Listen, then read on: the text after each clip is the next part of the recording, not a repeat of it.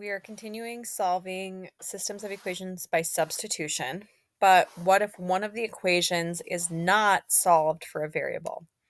What you want to do is look for a coefficient of 1. That will be the easiest variable to solve for. So remember, balance. Whatever you do to one side of the equation, you must do to the other side, and you will perform inverse operations to isolate the variable. So in example 4, to solve by substitution, look here, there's an understood 1 in front of the x here, so it would be easiest to solve that equation for x. So I'm just going to rewrite the equation as it was, and then to get x by itself, what we have with it is a minus 2. The inverse operation of subtraction is addition, so I'm going to add 2y to both sides. So that gives us x equals 2y minus 13. So you got to make sure you don't combine these because this one has a y and this one does not. Now that we have solved for x, we can take the 2y minus 13 and substitute it for x in the other equation. So make sure you don't substitute it into the equation you just solved for. You got to make sure you use the other equation. So I like to replace the x with parentheses, and then inside the parentheses, I put the 2y minus 13. Next, we would distribute the negative 2, which gives us negative 4y plus 26 minus 2y equals negative 16. Then we would combine like terms. Negative 4y minus 2y gives us negative 6y. And then subtract 26 from both sides. We get negative 6y equals negative 42. Divide by negative 6, and we get y equals 7. Lastly, I would substitute 7 in for y into this equation that's solved for x because we're still looking for x, so we want to use an equation that's solved for x.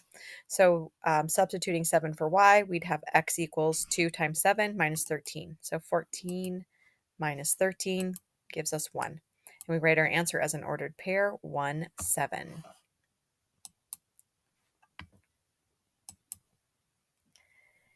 In example 5, notice here in the second equation, there's an understood 1 in front of this y. So we want to take this equation and solve it for y.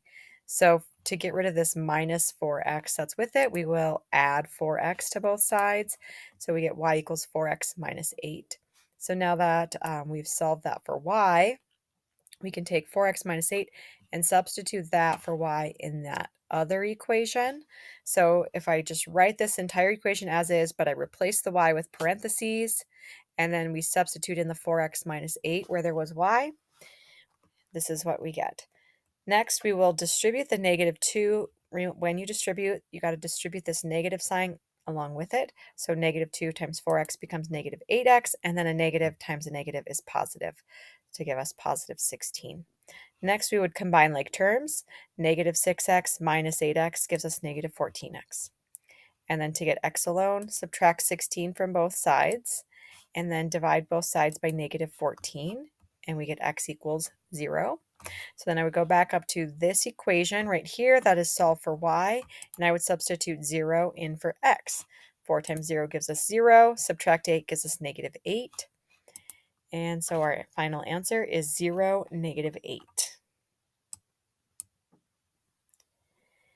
In this example, neither of the variables in either equation has a coefficient of 1.